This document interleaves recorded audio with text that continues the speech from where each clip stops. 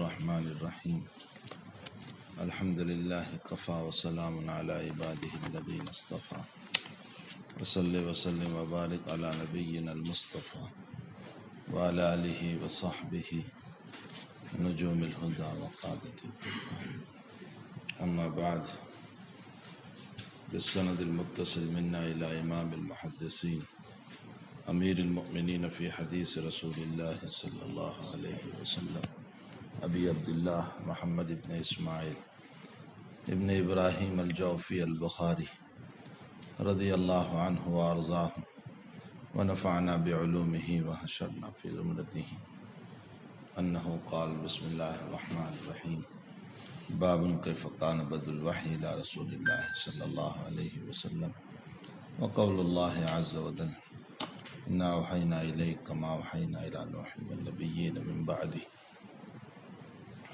کل میں نے ایک بات یہ کہی تھی کہ امام رضی اللہ تعالیٰ عنہ نے بسملہ سے کتاب کا آغاز فرمایا. اس کی وجہ یہ ہے اللہ کے نام سے آغاز کرنے کی کہ اللہ ہی مبدأ الکائنات ہے، تو جس نے کائنات کو وجود دیا اسی کے نام سے ابتدا بھی ہو، اس لیے آپ نے بسملہ سے آغاز فرمایا. نیز یہ کتاب امت کے نام پر ایک خط ہے جو اللہ تعالیٰ نے امت کے نام پر بھیجا، جو امام بخاری نے امت کے نام پر یہ خط بھیجا. اور ظاہر سی بات ہے کہ نبی علیہ السلام کے تمام خطوط کی ابتدا بھی بسم اللہ سے ہوتی ہے. آپ نے خطوط نبوی علی صاحب السلام کی اتباع میں بسملہ سے آغاز فرمایا. نیز مصالحت حدیبیہ میں جو تحریر لکھی گئی تھی اس تحریر کی ابتدا بھی بسملہ سے تھی. اس اعتبار سے آپ نے مصالحت حدیبیہ کے خط کی اتباع فرمائی، خطوط نبوی کی اتباع فرمائی، اور نیز مبدأ کائنات اللہ جل شانہ ہے، اس لیے آپ کے نام سے امام رضی اللہ تعالیٰ عنہ نے کتاب کا آغاز فرمایا اور بسملہ سے شروع فرمایا. لیکن عمومی طور پر ہم کتابوں کو دیکھتے ہیں کہ بسملہ کے بعد ایک خطبہ ہوتا ہے. اس خطبے کے اندر اللہ کی حمد ہوتی ہے، شہادتین یعنی شہادت للہ تعالی و شہادت رسالت للنبی صلی اللہ علیہ وسلم ہوتا ہے. اسی کے ساتھ ساتھ صلاۃ علی النبی ہوتا ہے. اسی کے ساتھ ساتھ خطبے میں وجہ تصنیف و تالیف کو ذکر کیا جاتا ہے، جیسے امام مسلم رحمۃ اللہ علیہ نے بھی وجہ تصنیف و تالیف کو لکھا ہے کہ میں نے یہ کتاب کیوں لکھی، اور اس کی وجہ ذکر فرمائی ہے کہ میں نے یہ کتاب اس لیے لکھی ہے کہ مجھے کہا گیا، مجھے اصرار کیا گیا کہ آپ ایک جامع صحیح روایتوں کا نسخہ لکھیں، تو میں نے اس پر لکھا. جلال الدین سیوطی رحمۃ اللہ علیہ شروع میں فرماتے ہیں کہ میں نے اس لیے اس کتاب کو لکھا کہ جلال الدین رومی رحمۃ اللہ علیہ کی یہ تفسیر ناقص رہ گئی تھی، پھر لوگوں کا اصرار ہوا تو میں نے اسی طریق پر شروع سے لے کر سورہ کہف تک کی تفسیر کو لکھا جیسے صاحب جلال الدین رومی نے جیسے لکھی تھی. تو یہ ہیں وجہ تالیف جو عام طور پر خطبے میں ذکر کی جاتی ہے. امام بخاری نے خطبہ ہی ذکر نہیں فرمایا تاکہ اس میں حمدللہ بھی آتا، تشہد اور شہادتین بھی آتا، صلاۃ علی النبی بھی آتا، جبکہ روایتوں میں اس کو ذکر کیا گیا ہے. جیسے عبداللہ ابن مسعود رضی اللہ تعالیٰ عنہ کی روایت ما رواہ امامنا ابو داود رحمہ اللہ تعالی علمنا رسول اللہ صلی اللہ علیہ وسلم خطبۃ النکاح، یا فی روایت خطبۃ الحاجہ والصحیح الخطبۃ الحاجہ. نبی اکرم صلی اللہ علیہ وسلم نے ہمیں خطبۃ الحاجت سکھایا، یعنی ضرورت کے موقع پر خطبہ پڑھنا. تو یہ خطبے کی روایت موجود ہے. اسی طرح حمدللہ کی روایت بھی موجود ہے، جس کل امر ذی بال لم یبدأ لا یبدأ فیہ بحمد اللہ فہو اقطع. فرمایا ہر وہ محتم بالشان کام جو حمدللہ سے شروع نہیں کیا جاتا وہ ناقص رہتا ہے، وہ ادھورا رہتا ہے۔ شہادتین کے باب میں ہے عن ابی ہریرہ رضی اللہ تعالی عنہ کل امر ذی بال لیس فیہا تشہد فہی کالید الجزماء، وہ ناقص رہتا ہے۔ ید جزمہ کا معنی قطع ہوا ہاتھ، اور جیسے قطع ہوئے ہاتھ سے کوئی کام نہیں ہو سکتا، اسی طرح بغیر شہادتین کے بھی گویا کوئی برکت نہیں ہو سکتی۔ تو ابو ہریرہ کی اس روایت سے پتہ چلتا ہے کہ شہادتین بھی نبی علیہ السلام نے فرمایا کہ کل امر ذی بال لیس فیہا تشہد فہی کالید الجزماء۔ اور اسی کے ساتھ ساتھ ابو یعلا خلیلی رحمۃ اللہ علیہ نے اپنی کتاب الارشاد کے اندر روایت نقل فرمائی کل امر لم یبدع فیہ بحمد اللہ والصلاۃ علی، جس نے محتم بالشان کام کو یا کسی بھی امر کو اللہ کے حمد سے اور مجھ پر درود سے شروع نہیں کیا فہو اقطع و ابتر و محقوق البرکہ، یعنی اس میں کوئی برکت نہیں ہوتی۔ یہ ابو یعلا خلیلی نے روایت نقل فرمائی۔ یہ ساری روایات کا تقاضا یہ ہے کہ خطبہ بھی ہو، حمدللہ بھی ہو، شہادتین بھی ہو، صلاۃ علی النبی بھی ہو، اور وجہ تالیف تو اپنی جگہ ہیں کہ اس کی بنیاد پر انسان کے سامنے یہ بات آ جاتی ہے کہ اس کتاب کو تصنیف کیوں کیا گیا۔ جب امام رضی اللہ تعالیٰ عنہ نے خطبے ہی کو ذکر نہیں فرمایا تو یہ کوئی بات نہیں آئی، آخر ایسا کیوں کیا؟ جبکہ یہ ساری روایتوں میں یہ ہیں کہ کل امر ذی بال، کل امر ذی بال کا معنی عظیم المرتبت کام، ذی شان کام، بڑا کام، محتم بالشان کام، اس کو حمدللہ سے، تشہد سے، صلاۃ علی النبی سے شروع کرنا چاہیے۔ اسی لیے معمول رسول یہ تھا کہ جب بھی حضرت مجلس میں کلام فرماتے تھے تو سب سے پہلے اللہ کی حمد اور صلاۃ علی النبی کو ذکر کر کے پھر کلام شروع فرماتے تھے۔ یہ نبی علیہ السلام کا معمول تھا۔ تو امام بخاری کی یہ کتاب عظیم الشان کتاب ہے، عظیم المرتبت کتاب ہے، محتم بالشان یہ کام ہے۔ ظاہر سی بات ہے کہ یہاں بطریق اولا حمدللہ ہونا چاہیے تھا، شہادتین ہونا چاہیے تھا، صلاۃ علی النبی ہونا چاہیے تھا، آپ نے کیوں ترک کر دیا؟ اس کے بہت سارے جوابات دیے گئے۔ پہلے تو ہر حدیث کا ایک الگ جواب لو، اس کے بعد تمام روایتوں کا مجموعی جواب ہوگا۔ اگر الگ جواب لے تو پہلی حدیث جو تم نے پڑھی کہ ابو داؤد شریف میں عبداللہ ابن مسعود کی روایت ہے علمنا رسول اللہ صلی اللہ علیہ وسلم خطبۃ الحاجہ، ہمیں خطبۃ الحاجت سکھایا نبی اکرم صلی اللہ علیہ وسلم نے۔ اولاً تو یہ ہے کہ اس روایت کے وقف و وصل میں اختلاف ہے، راجح یہ روایت موقوف ہے، بعضوں نے اس کو موصولاً بھی نقل کیا۔ چلو اگر ہم اس کو مان لیں کہ یہ روایت موصول ہے تو دوسرا جواب یہ ہے کہ یہاں خطبۃ الحاجہ کا معنی مخصوص حاجت ہے، عام امر نہیں ہے، اور وہ ہے نکاح، یعنی باب نکاح میں پہلے خطبہ پڑھو، اور نبی علیہ السلام پڑھتے تھے ان الحمد للہ نحمدہ ونستعینہ ونستغفرہ، یہ خطبۃ النکاح ہے۔ تو یہاں حاجت بمعنی عام مراد نہیں کہ جہاں بھی تم کوئی کام شروع کرو تو وہاں خطبہ ہونا ہی چاہیے، بلکہ خطبۃ الحاجہ بمعنی خطبۃ النکاح ہے۔ نمبر 3، اور اگر اس کو عام مراد لیا جائے، چلو مان لیا کہ یہ عام ہے، جیسے امام طحاوی رحمۃ اللہ علیہ نے مراد لیا ہے، یہی وجہ ہے کہ امام طحاوی رحمۃ اللہ علیہ نے اپنی کتاب مشکل الآثار کی ابتدا خطبے سے فرمائی، کوئی اسی روایت کو مد نظر رکھتے ہوئے آپ نے خطبے سے فرمائی ہے۔ تو پھر اس صورت میں کیا جواب ہوگا؟ وہ مجموعی طور پر آ جائے گا۔ خلاصہ کلام یہ نکلا کہ اولاً تو اس روایت کا جواب یہ ہے کہ اس کے وصل و وقف میں اختلاف ہے۔ اگر موصول مان لیا جائے تو پھر اس صورت میں اس کا تعلق نکاح سے، اور نمبر 3، اگر عام مانا جائے تو پھر اس صورت میں آگے جواب آئے گا۔ جہاں تک دوسری اور تیسری، اچھا اور ایک جواب ابن مسعود کی اس روایت کا یہ بھی ہے کہ خطبہ جو ہے عند الحاجہ یہ اختیار پر موقوف ہے، واجب نہیں، ضروری نہیں، اس لیے کہ بعض روایتوں میں یہاں لفظ آیا ہے اذا اراد احدکم ان یخطب، تم میں سے کوئی اگر خطبے کا ارادہ کرے فیخطب، تو خطبہ پڑھ لے۔ تو اذا اراد دلیل ہے اس بات کی کہ اختیار ہے، چاہے پڑھو چاہے نہ پڑھو۔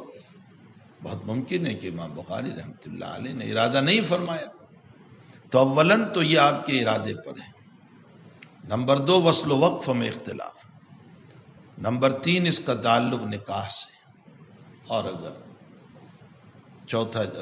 اگر اس کو عام مان لے تو پھر اس صورت میں مجموعی طور پر جو اس کا جواب آئے گا۔ جہاں تک دوسری روایت ہے کل امر ذی بال لا یبدأ فیہ بحمد اللہ،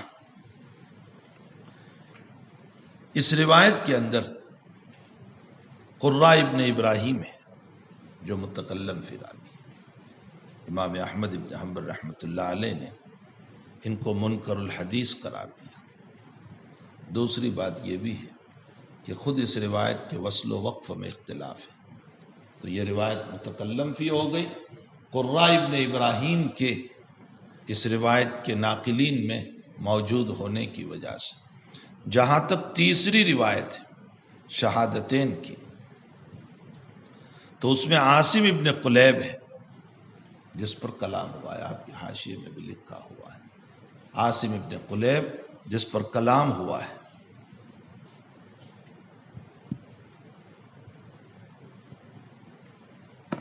جہاں تک چوتھی روایت ہے جس میں صلاۃ علیہ، صلاۃ علی النبی کا ذکر ہے، اس میں اسماعیل بن ابی زیاد ہے جس پر کلام ہوا ہے۔ تو اب ان چاروں روایتوں کا خلاصہ یہ نکلا کہ حمدلہ والی روایت میں قرہ بن ابراہیم ہے، اس کے بعد والی شہادتین کی روایت میں عاصم ابن قلیب ہے، اور تیسری روایت میں اسماعیل بن ابی زیاد ہے جو صلاۃ علی النبی والی روایت ہے، اور یہ تمام روایات متکلم فی ہیں،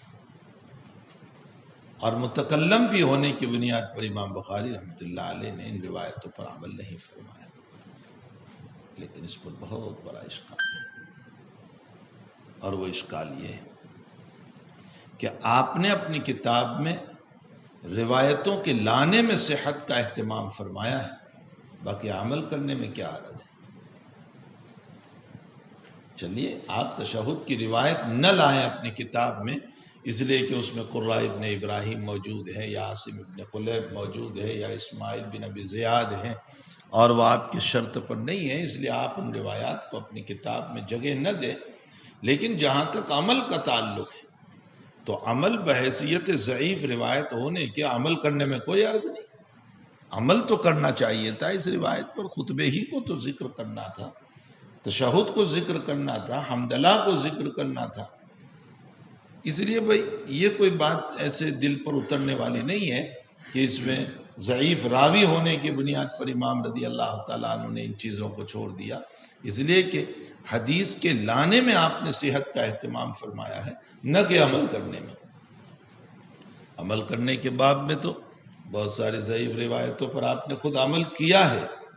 امام بخاری کے حالات جب ہم پڑھتے ہیں، آپ کی زندگی پڑھتے ہیں، تو وہ روایت ضعیف ہے لیکن آپ نے اس پر عمل کیا ہے۔ اس لیے یہ جتنے جوابات دیے گئے کہ اس میں روایت پر کلام ہے وصلاً یا وقفاً، اور اس طرح اس کے اندر راوی متکلم فی آ گیا ہے، اس لیے امام رحمۃ اللہ علیہ نے اس پر عمل نہیں کیا، یہ روایت محل نظر ہے۔ تو اب چلیے مجموعی جواب۔ ایک جواب یہ دیا گیا کہ امام بخاری رضی اللہ تعالیٰ عنہ کو یہ روایات ہی نہیں پہنچی،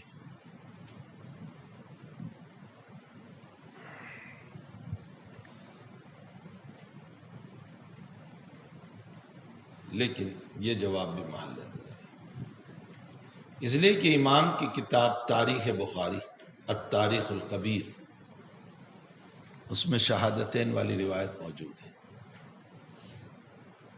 ابھی جو میں نے اوپر ذکر کی وہ شہادتین والی روایت امام بخاری رضی اللہ تعالیٰ عنہ نے التاریخ الکبیر میں ذکر فرمائی ہے، کل امر ذی بال لیس فیہ تشہد فہی کالید الجزمہ، رواہ ابو ہریرہ رضی اللہ تعالیٰ عنہ عن النبی صلی اللہ علیہ وسلم۔ تو جب یہ روایت تشہد کی پہنچی ہے تو ظاہر سی بات ہے اور روایات بھی پہنچی ہوگی،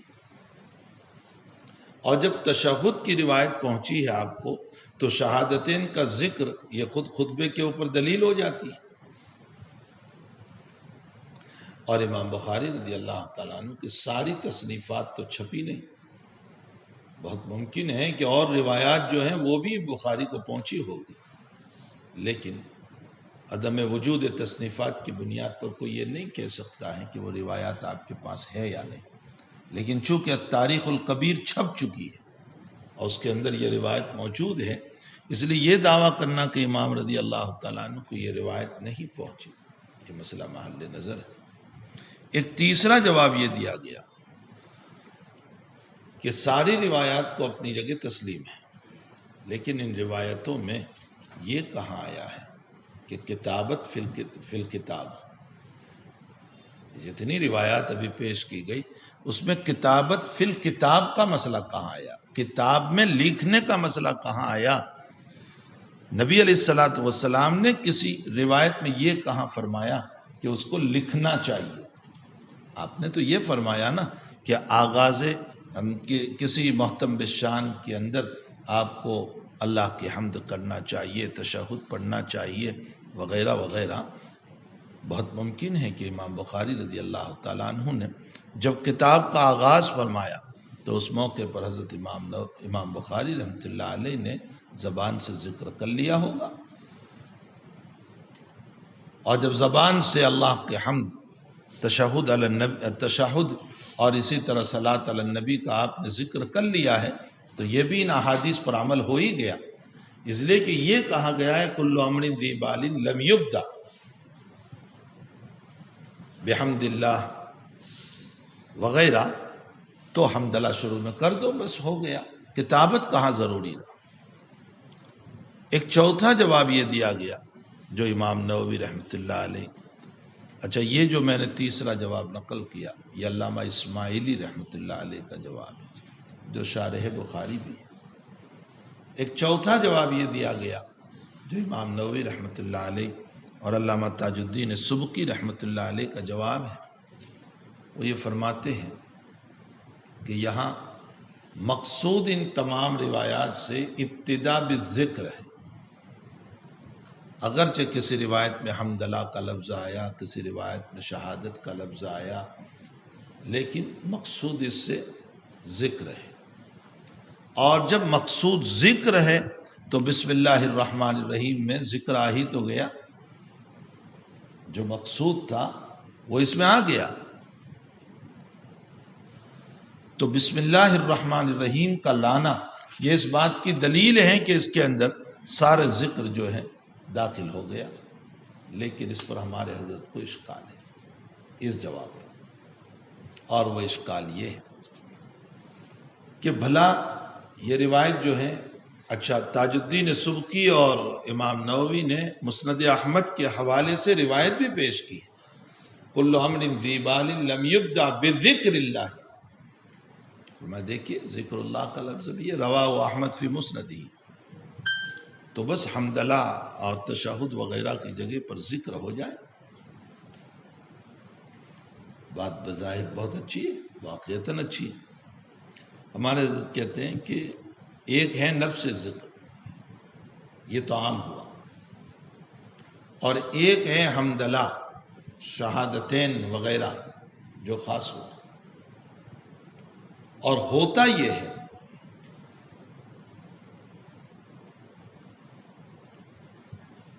کہ کسی عام کے ساتھ اسی طرح کا مضمون بالفاظ خاصہ جب نقل کیا جاتا ہے تو اس صورت میں الفاظ خاصہ مقصود ہوا کرتے ہیں، اگرچہ مسند احمد میں بذکر اللہ ہے، لیکن صرف ذکر اللہ مطلوب ہوتا تو دیگر روایات میں نبی اکرم صلی اللہ علیہ وسلم حمدللہ خاص طور پر ذکر نہ فرماتے، شہادتین کو خاص طور پر ذکر نہ فرماتے، اور ظاہر سی بات ہے کہ ادائیگی عموم سے ادائیگی خواص نہیں ہوتا۔ کسی عام لفظ کو استعمال کر لینے سے خواص کی ادائیگی نہیں ہوتی، اس لیے لا محالہ حمدللہ ہی مطلوب ہے، شہادتین ہی مطلوب ہے۔ پھر اس پر ایک اشکال یہ بھی ہوتا ہے کہ چلو آپ یہ کہہ دو، جیسے امام نووی وغیرہ نے فرمایا کہ کل امن الجبال لم یبدا فیہ بذکر اللہ، تو ذکر اللہ میں یہ ساری باتیں آ گئی، صلاۃ علی النبی کہاں گیا؟ جبکہ اس کی بھی تو روایت موجود ہے۔ ایک چھٹا جواب یہ دیا گیا جو علامہ احمد بن محمد دمیاطی رحمۃ اللہ علیہ نے، کہ مقصود اصلی ان تمام الفاظ سے الثناء بالجمیل، اچھے انداز سے تعریف، چاہے وہ حمدللہ ہو چاہے وہ شہادتین ہو، اچھے انداز سے تعریف، اور اچھے انداز سے تعریف بسملہ میں آ گئی، اللہ کا اسم ذات بھی آ گیا، اس کے ساتھ ساتھ رحمان و رحیم بھی آ گیا، اللہ کی تعریف المستجمع بجمیع صفاتی، اللہ اس کو کہتے ہیں جو تمام صفات کا جامع ہو، اس کو اللہ کہتے ہیں۔ اسی لیے مشرکین مکہ نے اپنے معبودوں کو الہ تو کہا، اللہ نہیں کہا۔ اللہ اعرف المعارف ہے۔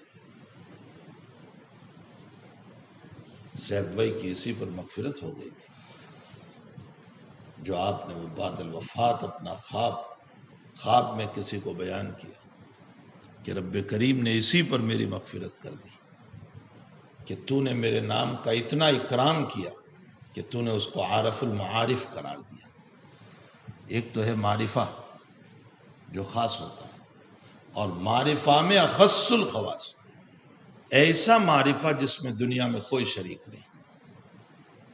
اسی لیے میں نے بتایا مشرکین مکہ نے الہ تو کہا، اللہ نہیں کہا۔ اللہ یہ خاص اللہ ہی کے لیے لفظ بولا گیا۔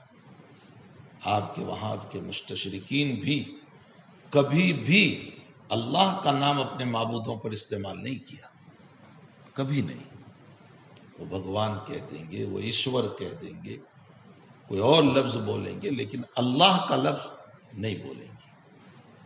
تو عارف المعارف ہے، المستجمع لجمیع صفات۔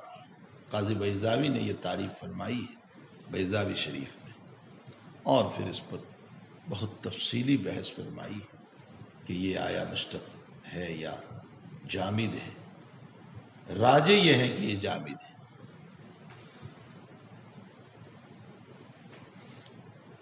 اور دو صفات استعمال فرمائی، رحمان اور رحیم، ہے دونوں مبالغہ کی، لیکن رحمان میں مبالغہ زیادہ ہے رحیم کے مقابلے۔ رحمان فی الدنیا والآخرہ، رحمان فی القلیل والکثیر۔ رحمان اس کو کہتے ہیں جو اپنوں کو بھی دے پرایوں کو بھی دے، اس کو رحمان کہتے ہیں۔ رحیم جو اپنوں کو دے، جو دنیا میں دے، اس کو رحیم کہا جاتا ہے۔ تو تعالیٰ جل شانہ کی صفات رحمان اور رحیم ہے، اور یہ صفت فعلیہ ہے۔ صفات کی دو قسمیں، صفات ذاتیہ، صفات فعلیہ۔ صفات ذاتیہ 7 ہے، سمع، بصر، کلام، ارادہ، یہ اللہ کی ذاتی صفات ہے۔ سمع سننا ذاتی صفت، بصر دیکھنا، کلام اللہ متکلم ہے، حیات یہ اللہ کی ذاتی صفت ہے۔ تو یہ 7 صفات ہیں، یہ صفت ذاتیہ کہا جاتا ہے۔ پھر صفات کی 2 قسمیں، ذاتیہ اور فعلیہ۔ فعلیہ ان صفات کو کہا جاتا ہے جو اللہ کے افعال پر دلالت کرتے، جیسے رزاق، رزق دینے والا، اس کو رزاق کہا جاتا ہے، صفت فعلیہ۔ رحمان رحم دینے والا، صفت فعلیہ ہے۔ پھر صفات کی دو قسمیں ہیں، عقلیہ و نقلیہ۔ عقلیہ اس کو کہتے ہیں جس کو عقل باور کرے، سمع، کلام، بصر، ارادہ، عقل کہتی ہے کہ جب میں مخلوق ہو کر متکلم ہوں تو اللہ خالق ہو کر متکلم کیوں نہیں ہو سکتا؟ جب میں مخلوق ہو کر رائی اور دیکھنے والا ہوں تو اللہ کیوں نہیں ہو سکتا؟ عقل کہہ رہی ہے۔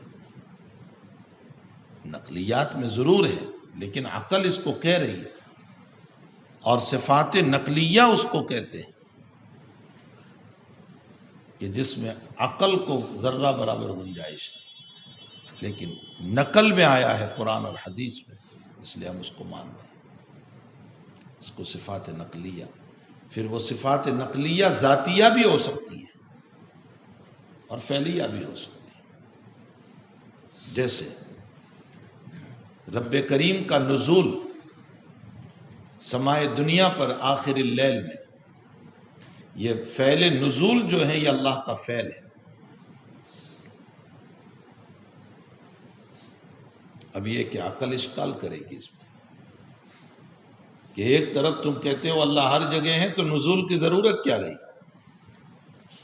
اشکال سمجھ میں آیا؟ ہم کہتے ہیں اللہ ہر جگہ ہے تو آخر لیل میں اللہ کو نیچے اترنے کی ضرورت کیا رہی؟ وہ تو ہر جگہ ہے۔ جہاں یہ روایت بخاری شریف میں آئے گی ابواب التہجد میں، وہاں اس پر گفتگو تفصیل سے ہوگی کہ آیا نزول کا معنی کیا ہے، نزول حقیقی ہے یا مجازی ہے، یا اس سے ملائکہ مراد ہے، یا رحمت خداوندی مراد ہے، یہ اپنی جگہ بحث ہوگی۔ میں تو صرف ایک مثال دے رہا ہوں کہ نزول الی سماء الدنیا فی آخر اللیل یہ اللہ تعالیٰ کی صفت فعلیہ نقلیہ ہے، ورنہ عقل تسلیم نہیں کرتی۔ عقل تو یہ کہہ رہی ہے کہ جو رب ہر جگہ موجود ہے اس کو نزول کی ضرورت ہی کیا رہی؟ اور اللہ کی صفت ذاتیہ نقلیہ، یہ تو میں نے فعلیہ کی مثال دی، ذاتیہ نقلیہ۔ وَيَبْقَى وَجْهُ رَبِّكَ، اللہ کا چہرہ، وجہ اللہ کی ذات ہے۔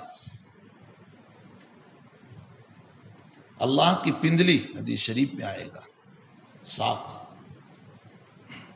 قدم، اللہ کے لیے قدم، قدم کا لفظ آئے گا کہ اللہ جہنم میں اپنا قدم رکھے گا۔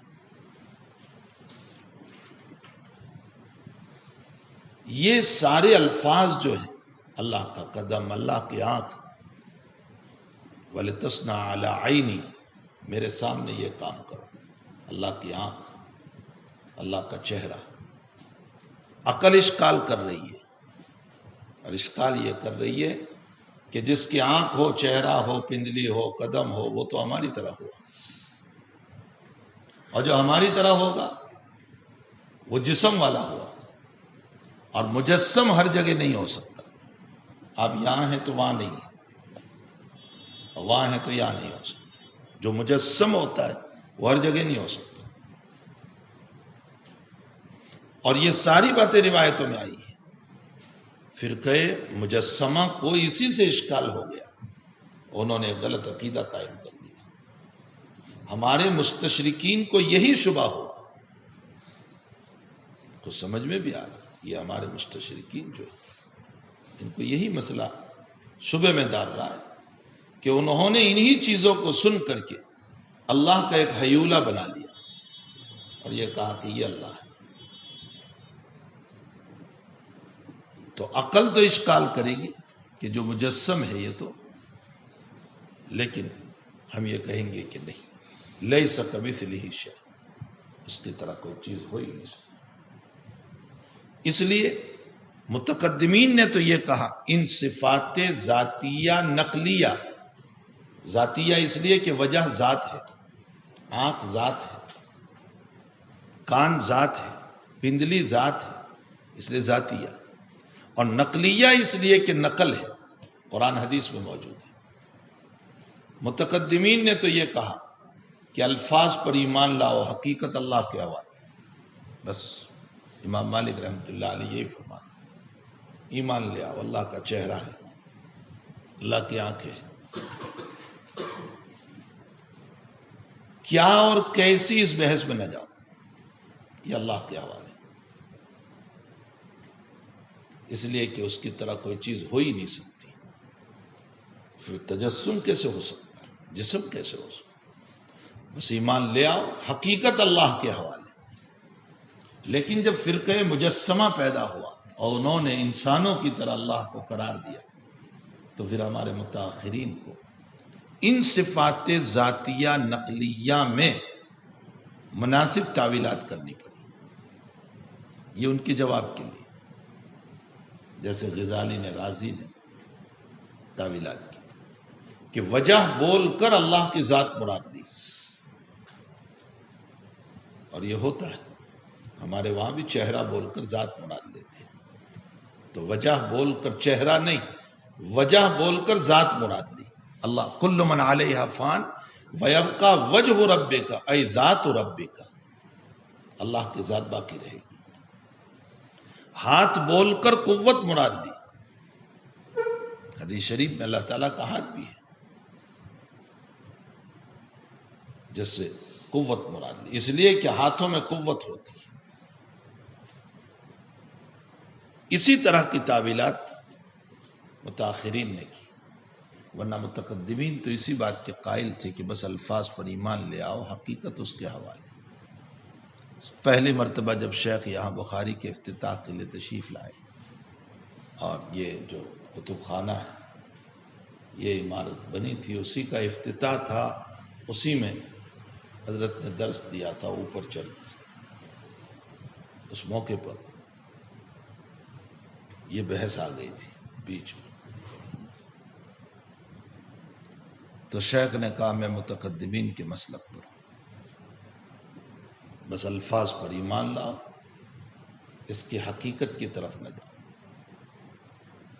قیامت میں اگر اللہ تعالیٰ نے ہم کو یہ پوچھ لیا کہ تو میرے چہرے کو ثابت کر رہا تھا، تو میرے ہاتھ کو ثابت کر رہا تھا، جبکہ تجھے علم نہیں تھا مجھ تک رسائی کا، تو ہم اللہ کو کیا جواب دیں گے؟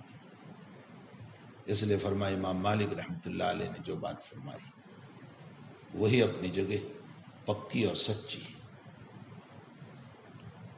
اس درس کو میں نے سب سے پہلے شائع کیا تھا فیض سمائی کے نام سے، اور اس پر حضرت نے نظر ثانی فرمائی تھی،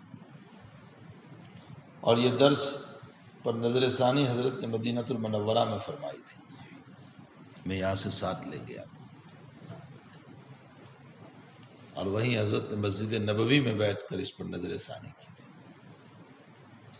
اور پھر کچھ حذف و اضافے کے ساتھ مجھے حوالے کیا تھا۔ اور اسی سفر میں بیعت بھی ہوا تھا ریاض الجنہ میں بیٹھ کر، وہیں حج کے سفر میں۔ تو بہرحال کہنے کا مطلب یہ ہے کہ اللہ کا اس میں ذاتی نام، اس میں ذات ہے، باقی اس کے علاوہ جتنے اسماء ہیں وہ صفات ہیں، اور دو طرح کے نام ہیں، ایک ذاتی ایک صفاتی۔ اللہ کا اس میں ذات صرف اللہ ہے، باقی جتنے نام ہیں وہ سب صفاتی نام ہیں۔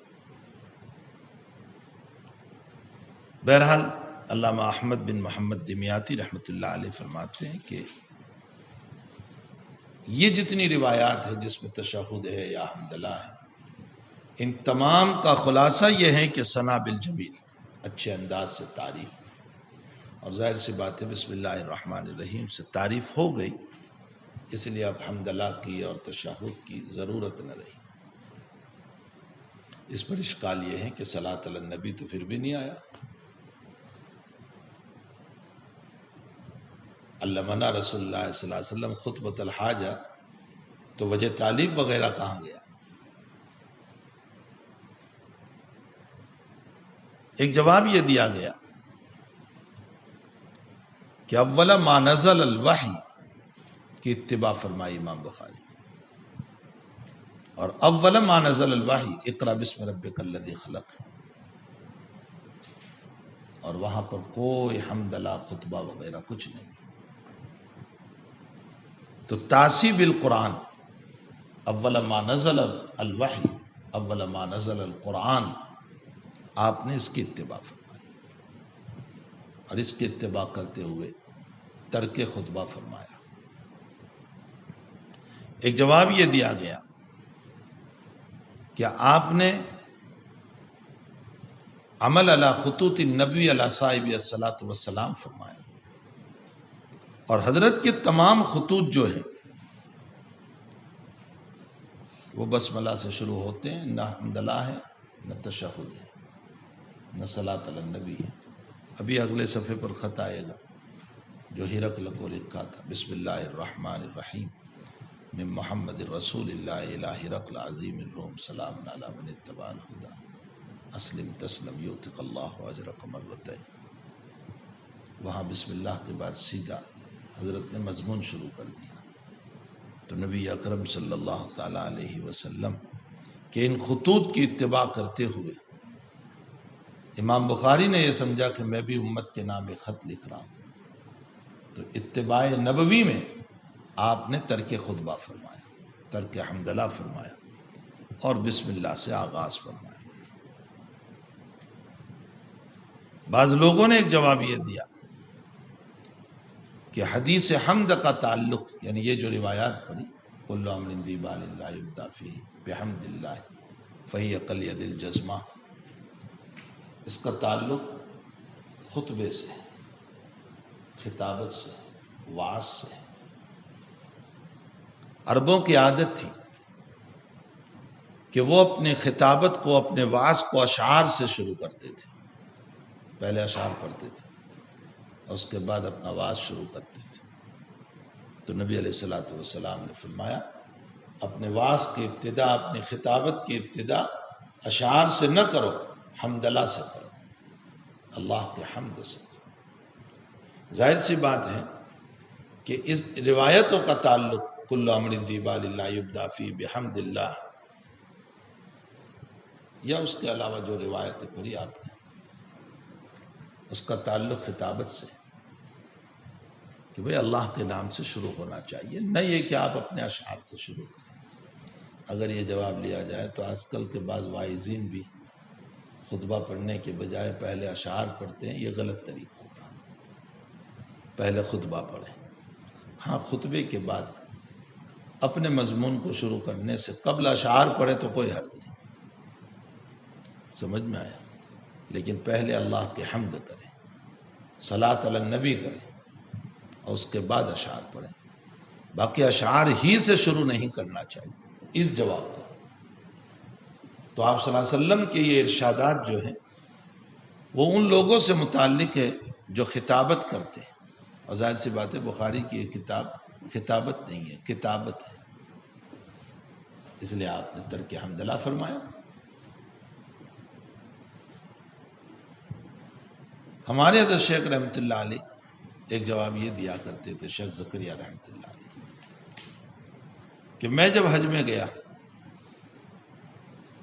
ایک موقع پر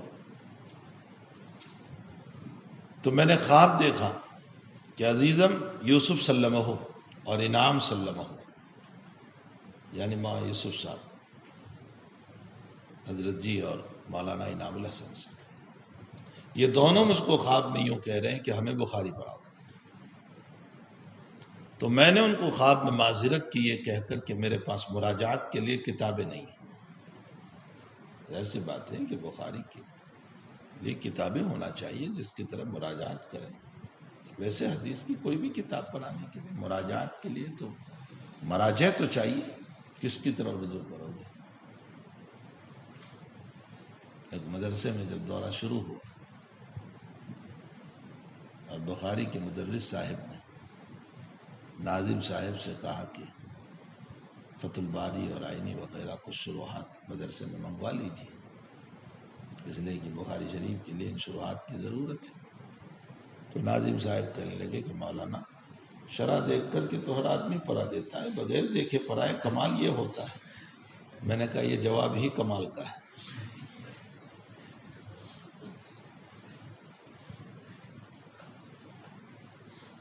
ذوق کی بات ہے۔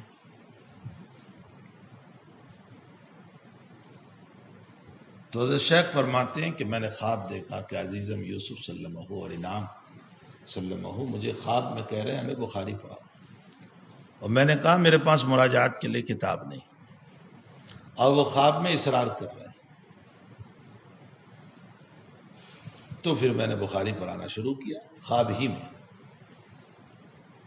تو میں جب اس پر تقریر کرنے لگا کہ حضرت نے ترک خطبہ کیوں فرمایا، اور یہ جوابات دینے لگا جو بھی میں نے نقل کی، تاسیب القرآن ہے یا تاسیب الخطوط النبوی ہے یا وغیرہ وغیرہ، فرمایا کہ میرے پڑوس میں امام بخاری بیٹھے ہوئے تھے۔ خواب شیخ کہہ رہے ہیں کہ امام بخاری میرے پڑوس میں تھے۔ جب میں یہ جوابات دینے لگا تو امام بخاری نے مجھ کو یوں کہا کہ نہیں، یہ بات نہیں ہے، اصل ترک خطبہ کی وجہ یہ ہوئی کہ میں نے کاپی کر کے یہ کتاب لکھی ہے۔ مثلا وہی پہلے جمع کی، اس کے بعد کتاب الایمان لکھی، پھر اس کے بعد کوئی اور کتاب میں نے کاپی کر کے، تو ایک چھوٹے چھوٹے رسالے تھے۔ تو ظاہر سی بات ہے کہ جب چھوٹے چھوٹے رسائل تھے تو اس صورت میں اس کے شروع میں خطبہ اور حمدللہ کا کوئی مسئلہ ہی نہیں ہوتا تھا، اس لیے کہ یہ عظیم کتاب تھی ہی نہیں اس موقع پر۔ اور یہ تو کل امر ذی بال کا مسئلہ ہے، یہ تو رسائل تھے چند صفحوں کے، اس لیے میں نے خطبہ نہیں لکھا۔ حضرت شیخ پھر اخیر تک اسی جواب پر رہے، یعنی جب بھی بخاری شریف شروع فرماتے تھے تو کہتے تھے کہ یہی جواب میرے نزدیک راجح ہیں کہ امام بخاری نے ترک خطبہ اس لیے فرمایا کہ چونکہ آپ نے مستقل کتاب نہیں بلکہ کاپی کر کے، ہمارے حضرت کو اس پر اشکال ہے، شیخ کو اپنے شیخ پر اشکال ہے اس جواب پر۔ اشکال یہ ہے کہ حضرت آپ ہی نے خود یہ ثابت کیا ہے کہ امام بخاری رحمۃ اللہ علیہ نے اس کتاب کو 17 سال میں لکھا، میں اسے پہلے تحقیق پیش کرایا، اور وہ شیخ زکریا ہی نے ملا کر کے لکھا ہے۔ اور وہ اس طرح پر کہ امام رحمۃ اللہ علیہ فرماتے ہیں کہ آپ نے اپنی کتاب کو یحییٰ ابن معین، علی ابن مدینی اور امام احمد کے سامنے پیش فرمائی، اور یحییٰ کا انتقال 232 میں ہے، تو ظاہر سی بات ہے کہ 232 تک میں کم سے کم یہ کتاب ختم ہو گئی۔ اور آپ خود فرماتے ہیں جیسا کہ ابن رسلان وغیرہ نے لکھا ہے کہ امام بخاری کہتے ہیں میں نے اس کتاب کو 17 سال میں لکھا، 16 سال میں، تو اتنے پیچھے آ جائیں تو 216 میں یہ کتاب ختم ہوئی گویا شروع ہوئی، اور 232 میں ختم ہوئی اس مدت کے اندر۔ ظاہر سی بات ہے کہ اس پوری مدت میں آپ نے اس کتاب کو تصنیف فرمایا، اور کتاب مکمل ہو گئی تو اپنے ان 3 استادوں کے سامنے پیش کی۔ یہ تو تھا نہیں کہ رسائل پیش کیے تھے، رسائل تو پیش نہیں کیے تھے، پوری کتاب پیش کی تھی۔ اور پھر اس کے بعد 232 سے 256 تک رسائل نہیں پڑھائی، کتاب پڑھائی ہے۔ تو آپ نے کتاب تصنیف کی تھی، نہیں کہ آپ نے رسائل تصنیف کیے تھے۔ پھر مزید گفتگو پہلے آپ پڑھ چکے ہیں کہ آپ نے روایتوں کے مجموعے کو لکھا حرم مکہ میں بیٹھ کر۔ ویسے پہلے روایات جمع کرتے رہے، لیکن اب جب کتاب لکھنے کا ارادہ فرمایا تو روایتوں کا مجموعہ حرم مکی میں لکھا، اور تراجم مدینہ شریف میں لکھی۔ تو رسائل کہاں تھے؟ مستقل پوری کتاب تھی۔ اس لیے شیخ کہتے ہیں کہ مجھے اس جواب پر شرح صدر نہیں کی، یعنی حضرت شیخ کے اس جواب پر شرح صدر نہیں کی۔ ایک جواب یہ بھی دیا گیا کہ امام بخاری رضی اللہ تعالیٰ عنہ نے اپنی کتاب کو ذی بال سمجھا ہی نہیں، معمولی کتاب ہے، اور یہ جو حمدللہ کا تذکرہ ہے اور تشہد وغیرہ وہ تو ذی بال کے لیے ہے، معتم بالشان کاموں کے، میری کتاب کا یہ مقام ہی نہیں، اس لیے حمدللہ ترک تشہد فرمایا۔ لیکن یہ جواب بہت ہی زیادہ طفل مکتب کا ہے، جیسے مکتب کے بچوں کو چاکلیٹ دے کر خوش کر دیتے ہیں، یہ جواب اس قبیل سے۔ بھلا جو انسان اس کے لیے غسل کر رہا ہو، استخارہ کر رہا ہو، اہتمام کر رہا ہو، ریاض الجنہ میں بیٹھ کر لکھ رہا ہو، حرم مکی کا اہتمام کر رہا ہو، اور یوں کہہ دینا کہ آپ کے نزدیک اس کتاب کا کوئی مقام نہیں تھا؟ یہ صاحب کافیہ کے باب میں جواب دے دیجیے۔ ٹھیک ہے، صاحب کافیہ نے اپنے کافیہ کے شروع میں خطبہ ذکر نہیں کیا ہے، وہ صاحب کافیہ نہ سمجھے ہو اپنی کتاب کو، وہاں یہ جواب دے دو کہ انہوں نے اپنی کتاب کو کوئی محتم بالشان نہیں سمجھا، اس لیے انہوں نے ترک حمدللہ فرمایا۔ امام بخاری پر یہ جواب نہیں چل سکتا۔ جس کا اتنا اہتمام ہو وہ یہ کیسے سمجھے گا کہ میری کتاب، اور پھر آپ نے اپنے اکابر کے سامنے اس کتاب کو پیش فرمایا اور انہوں نے صحت کا سکہ لگایا سوائے 4 روایات، 4 روایات کی، یعنی جس پر ان تینوں بزرگوں نے 4 روایتوں پر کچھ کلام کیا تھا اس کے روات پر، لیکن اس میں بھی حافظ صاحب رحمۃ اللہ علیہ فرماتے ہیں کہ بخاری حق و جانب تھے۔ ایک جواب یہ ہے کہ حمدللہ تھا یہاں، خطبہ تھا، لیکن ناقلین نے حذف کر دیا۔ سب سے آسان جواب پوری کتاب میں چلے گا، جب کوئی جواب نہ بن پڑے تو ناقلین کے سر پر ڈال دو کہ یہاں باب تھا، یہاں ترجمہ تھا، وہ ناقلین نے حذف کر دیا، کسی کے سر پر ڈال دو۔ یہ جواب علامہ عینی نے دیا ہے عمدۃ القاری میں کہ یہاں حمدللہ تھا، لیکن حقیقت یہ ہے کہ کسی نسخے میں یہاں حمدللہ ہے ہی نہیں، چاہے فربری کا لے لو، چاہے ابو ذر کا لے لو، چاہے نصفی کا لے لو، یہاں ہے، اس میں رکھے ہوئے ہیں نسخے۔ فربری کے علاوہ جو ہے نسخے اس میں 2 رکھے ہوئے ہیں، سغانی کا نسخہ بھی ہے اس میں، کسی میں نہیں ہے۔ اگر ہوتا تو کسی ایک نسخے میں تو ہونا چاہیے۔ غالباً علامہ عینی رحمۃ اللہ علیہ کو سہو ہو گیا کہ کسی ناقل نے اپنی طرف سے حمدللہ نقل کیا ہوگا، آپ نے اس کو دیکھ کر کے یہ سمجھ لیا کہ بخاری کے شروع میں حمدللہ تھا۔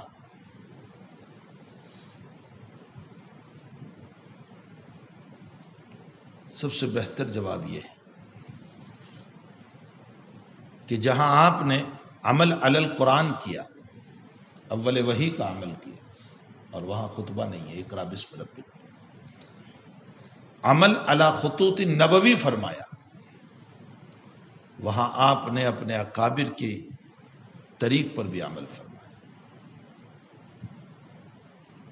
اس زمانے میں ہمیشہ بسملہ کے بعد کتاب شروع ہو جاتی تھی، حمدللہ نہیں ہوتا تھا۔ آپ کے استاد محترم امام احمد ابن حنبل رحمۃ اللہ علیہ نے بھی مسند احمد کو بلا حمدللہ کے لکھا ہے۔ آپ کے استاد محترم اسحاق ابن راہوی رحمۃ اللہ علیہ نے اپنے مسند کو بلا حمدللہ لکھا ہے، بلا خطبہ لکھا۔ آپ کے استاد محترم عبد الرزاق نے مصنف عبد الرزاق کو بلا حمدللہ لکھا ہے۔ آپ کے شیخ المشائخ حضرت الامام مالک رحمۃ اللہ علیہ نے بلا حمدللہ لکھا، دیکھ لو موطا امام مالک بلا حمدللہ۔ آپ کے ہم زمان علماء نے بھی اپنی اپنی کتابوں کو، ابو داؤد شریف آپ کے ہم زمان امام ابو داؤد رحمۃ اللہ علیہ بلا حمدللہ و بلا خطبہ کے شروع ہوتی ہے ابو داؤد شریف۔ ان کتابوں میں صرف امام مسلم رحمۃ اللہ علیہ نے اپنی کتاب کا آغاز حمدللہ سے فرمایا ہے، جو مقدمہ مسلم میں الحمدللہ رب العالمین والصلاۃ علی رسولہ النبی الکریم، باقی امام مسلم کے علاوہ نہ ابن ماجہ میں خطبہ اور حمدللہ ہے، نہ ترمذی میں ہے، نہ نسائی میں ہے، کسی میں نہیں۔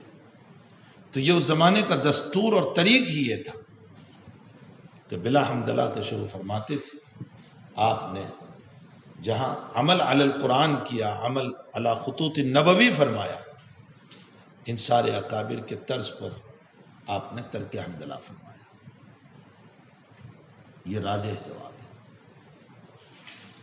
باقی رہ گیا کہ روایتوں پر عمل نہیں ہوا، اس کا جواب آپ پہلے پڑھ چکے ضروری نہیں ہے کہ آپ کتابت ہی میں لاؤ، کام سے پہلے اپنی زبان سے اللہ کا ذکر کر دو، یہ ہو گیا۔ کتاب کی تصنیف کر رہے ہیں، آپ نے شروع میں زبان سے پڑھ دیا الحمدللہ رب العالمین والصلاة والسلام علی سید الانبیاء والمرسلین، بس یہ کافی و شافی ہے۔ خلاصہ کلام یہ نکلا کہ یہ متعدد وجوہات ہیں جس کی بنیاد پر آپ نے ترک حمدللہ فرمایا۔ بابن کیف کان بدء الوحی الی رسول اللہ صلی اللہ علیہ وسلم، یہ امام بخاری رضی اللہ تعالیٰ عنہ کا پہلا باب ہے۔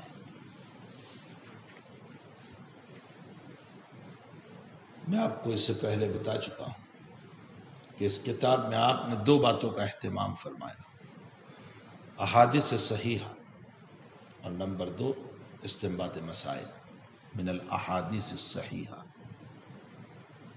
اور مسئلہ اسی لیے مشکل ہو گیا کہ اگر درجہ حسن تک کی روایت سے استنباط کا کوئی مسئلہ ہوتا تو پھر امام ترمذی رحمۃ اللہ علیہ بہت ساری روایت لے آئے ہیں، ابن ماجہ لے آئے ہیں۔ یہاں تو صحیح روایت کو لانا ہے اور پھر اس سے استنباط مسائل فرمانا ہے، یہ کمال کی بات ہے۔ پھر اس انداز سے آپ مسائل کو کتاب اس حدیث شریف سے اخذ فرماتے ہیں کہ ہماری رسائی دور دور تک نہیں جاتی، ہمارا ذہن اس طرف نہیں جاتی کہ آیا اس حدیث سے یہ مسئلہ بھی نکل سکتا ہے۔ اسی کو کہا گیا فقہ البخاری فی تراجمہ۔ امام بخاری کی ذہانت دیکھنا، یا فقہ بمانا ذہانت ہے، آپ کی فقاہت اگر دیکھنا ہو۔ باقی لفظ فقہ پر گفتگو انشاءاللہ تعالی کتاب العلم میں آئے گی، جہاں حدیث شریف آئے گی من یرید اللہ بہ خیرا یفقہہ فی الدین، فقہ کا لفظ آئے گا۔ تو امام بخاری کی ذہانت اور فطانت اگر دیکھنا تو آپ کی تراجم کو دیکھنا۔ میں نے بتایا روایت سے اس طرح استنباط فرماتے ہیں کہ ہمارے عقل تک کی رسائی نہیں ہوتی کہ آیا اس روایت سے یہ مسئلہ بھی نکل سکتا ہے، لیکن امام بخاری رحمۃ اللہ علیہ نے ثابت فرمایا اس سے وہ مسئلہ۔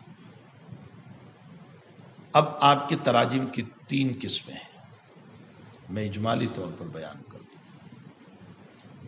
عموماً آپ کے تراجم وہ ہوں گے جس میں ترجمہ ہوگا، یعنی باب ہوگا، پہلے لفظ باب ہوگا، پھر ترجمہ ہوگا،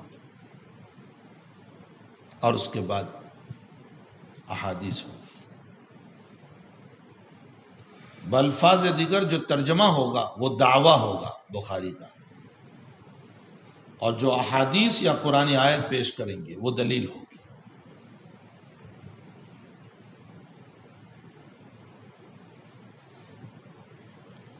اور بخاری کے وہاں یہی سب سے بڑی چیز ہے کہ دعویٰ اور دلیل میں انطباق۔ اس حدیث سے اس مسئلے کو کیسے ثابت کیا آپ نے، یہ تو جب آپ بخاری پڑھو گے تب پتہ چلے گا کہ کیسے استنباط کرتے ہیں۔ تو اس روایت سے آپ نے اخذ مسئلہ کیسے فرمایا، اس دعوے کو کیسے ثابت کیا۔ اسی لیے ہر باب کی تحت یہ مسئلہ آئے گا کہ دعویٰ اور دلیل میں انطباق۔ تو عموماً آپ کے ابواب وہ ہوں گے جس میں باب ہوگا، ترجمہ ہوگا، حدیث ہوگا، عموماً۔ نمبر دو، کچھ ابواب وہ ہوں گے جہاں باب ہوگا اور ترجمہ ہوگا، حدیث نہیں لائیں گے۔ جہاں یہ طریق آئے گا وہیں پر گفتگو ہوگی کہ باب ہے، ترجمہ ہے، حدیث نہیں۔ وہاں شراح کرام جو جواب دیں گے، جہاں سب سے پہلے یہ آئے گا وہاں اس پر گفتگو ہوگی۔ تیسرا طریق بخاری کا یہ ہوگا کہ باب ہوگا اور حدیث ہوگی، ترجمہ نہیں ہوگا۔ بابن یہ کہا پھر حدیث لیا، ترجمہ نہیں۔ ایسے بہت سارے ابواب ہیں، جہاں یہ باب آئے گا وہاں اس پر کلام ہوگا، اس لیے کہ جہاں اس طرح کا باب ہوگا، جہاں باب ہو اور حدیث ہو، اور ترجمہ نہیں ہے، تو وہاں شراح کرام نے پوری کتاب کا مطالعہ کر کے مختلف تقریریں فرمائی ہیں کہ کبھی امام رضی اللہ تعالیٰ نے وہاں ترجمہ اس لیے چھوڑ دیا کہ آپ کو موقع نہیں ملا، اگرچہ یہ جواب اتنا جو ہے مضبوط نہیں ہے، بھلا جس نے 32 سے لے کر 56 تک پڑھائی ہو اور اس کو موقع ہی نہیں ملا۔ بعضوں نے کہا کہ امام رضی اللہ تعالیٰ عنہ کا ذہن کسی مسئلے کی طرف، ترجمے کی طرف منتقل نہ ہو سکا، کسی نے اور تقریر کی، کسی نے اور تقریر کی۔ عموماً تقریر یہ چلے گی کہ یہ کل فصل من باب السابق ہے۔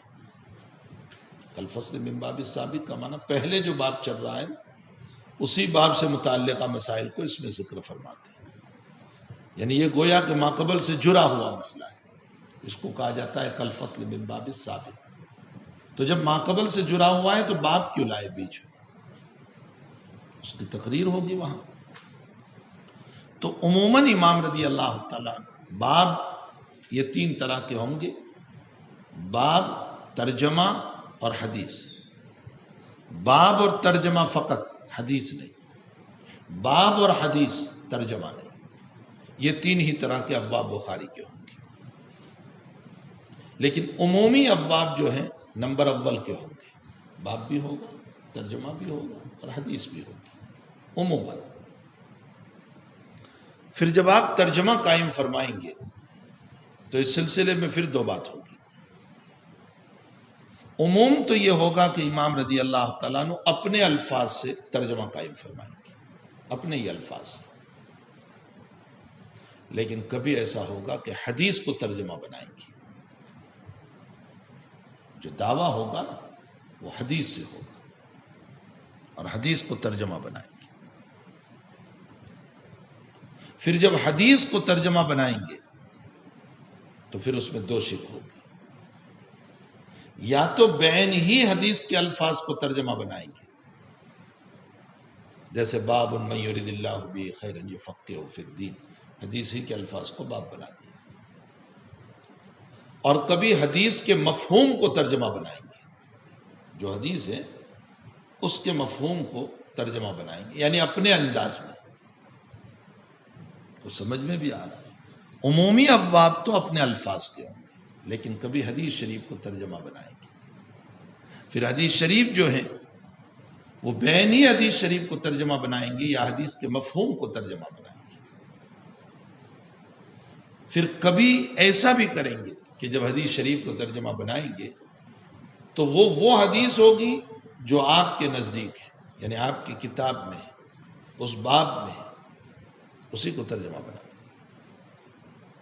اور بعض مرتبہ اس حدیث کو ترجمہ بنائیں گے جو آپ کی کتاب میں نہیں ہے، آپ کی شرط پر نہیں ہے، لیکن اس کا معنی صحیح ہے آپ کے نزدیک،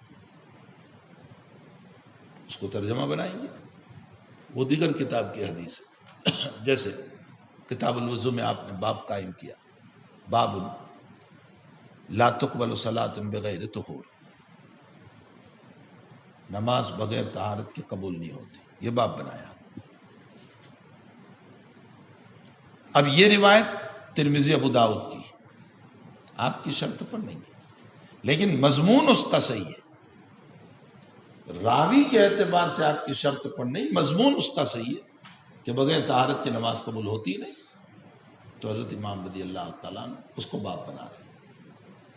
اس کا دوسرا جز جو ہے باب لا تقبل الصدقہ من غلول، یہ بھی اسی روایت کا ٹکڑا ہے جو امام ترمذی رحمۃ اللہ علیہ نے نقل فرمایا، ولا صدقۃ من غلول، چوری کیے ہوئے مال کا صدقہ قبول نہیں ہوتا۔ اس کو امام بخاری نے کتاب الزکوٰۃ میں باب بنایا، حدیث ہی کے الفاظ کو آپ نے باب بنایا، لیکن یہ وہ حدیث کے الفاظ ہیں جو آپ کی کتاب کے نہیں، آپ کی شرائط پر نہیں ہے، دیگر کتابوں کے اندر یہ مضمون ہے اور یہ روایات ہیں، لیکن اس کا مضمون صحیح ہے، اس لیے آپ نے اس کو باب بنایا۔ پھر امام بخاری رحمۃ اللہ علیہ کے تراجم کی اور 2 قسمیں، ترجمہ ظاہریہ اور ترجمہ باطنیہ، خفیہ، باطنی یعنی خفیہ۔ ترجمہ ظاہریہ کا مطلب تو یہ ہوتا ہے کہ وہ ترجمہ جو بالکل صاف بے غبار، یعنی کوئی ایچ پیچ کی اس میں ضرورت نہیں آپ کو، بس آپ نے وہ ترجمہ پڑھا اور آپ کی سمجھ میں آ گیا کہ امام بخاری کیا کہنا چاہتے ہیں۔ اور کبھی ترجمہ خفیہ ہوگا، وہاں بڑے پاپڑ بیلنے پڑتے ہیں، کیا امام رحمۃ اللہ علیہ اس ترجمے سے کیا کہنا چاہتے ہیں۔ باب من بدع الغسل بالحلاب او الطیب، بڑا پیچیدہ باب ہے۔ جس نے غسل کی ابتدا کی یا غسل کیا حلاب سے یا خوشبو سے، اب خوشبو سے غسل کیسے کریں گے؟ حلاب کیا چیز ہے؟ بعضوں نے کہا سہو سے کون پاک ہوتا ہے، بخاری کو سہو ہو گیا۔ بعضوں نے کہا یہ بالحلاب نہیں بالجلاب ہے، اور جلاب گلاب کو بولتے ہیں، یعنی غسل کے پانی میں گلاب کا پانی ڈال سکتے ہیں، اس سے غسل کرو۔ شاہ ولی اللہ صاحب رحمۃ اللہ علیہ فرماتے ہیں حلاب اس برتن کو کہتے ہیں جس میں دودھ نکالا جاتا ہے، دودھ دوہا جاتا ہے، اور جس میں دودھ دوہا جاتا ہے عمومی طور پر وہ برتن چکنا ہوتا ہے۔ بخاری بتا رہے چکنے برتن میں غسل کرنے کی ہدایت ہے۔ حافظ ابن حجر عسقلانی رحمۃ اللہ علیہ فرماتے ہیں کہ یہ حلاب محلوب کے معنی میں ہے، اور محلوب کا معنی نچوڑا ہوا، مطلب غسل کے موقع پر اگر کوئی نچوڑی ہوئی چیز کو بدن پر استعمال کرو تو غسل ہو جائے گا۔ جیسے آپ نے صابن استعمال کیا، اس زمانے میں کوئی نچوڑی ہوئی چیز کو استعمال کرتے تھے، یا آپ نے بدن پر تیل مالش کیا، تیل نچوڑا ہوا ہے نا، آپ نے تیل کو نچوڑا ہے، نکالا ہے، اس تیل کو بدن پہ لگایا، جیسے یہ لوگ جو کراتے وراتے جو کرتے ہیں، طاقت آزماتے ہیں، میدان میں اترتے ہیں، یہ اپنے بدن پر خوب تیل مالش کرتے ہیں۔ تو اگر کسی نے تیل مالش کیا اس کے بعد غسل کیا تو غسل ہو جائے گا۔ سوال اس لیے پیدا ہو گیا کہ تیل والے بدن پر پانی ٹکتا نہیں ہے، باقی نہیں رہتا، پھسل جاتا ہے، سرک جاتا ہے پانی، تو آیا غسل ہوگا یا نہیں؟ تو امام بخاری یہ کہنا چاہتے ہیں کہ کس روایت میں آیا ہے کہ پانی کو باقی رکھو؟ پانی کا بہانہ آیا ہے، معلوم ہوتا ہے تیل والے بدن کے اوپر پانی کو ڈال دو غسل ہو جائے گا۔ دیکھیے کتنی تقریریں ہو رہی ہے اس باب کے اوپر، اور بھی اس کے علاوہ ہے، یہ تو فی الجملہ میرے ذہن میں 4 تقریریں اس باب کے باب میں ہیں جو میں نے ابھی نقل کی، ورنہ اس کے علاوہ بھی شراح کرام نے وہاں تقریریں کی ہیں۔ تو جو ابواب امام بخاری کے ابواب خفیہ ہیں، ان ابواب کا حال یہ ہے کہ ان ابواب کو سمجھنا جو ہے بڑا مشکل ہوگا۔ شراح کرام اپنے اپنے اعتبار سے وہاں تقریر کریں گے۔ پھر کبھی ایسا ہوگا کہ عموماً تو امام بخاری رحمۃ اللہ علیہ کا ترجمہ دعویٰ ہوگا،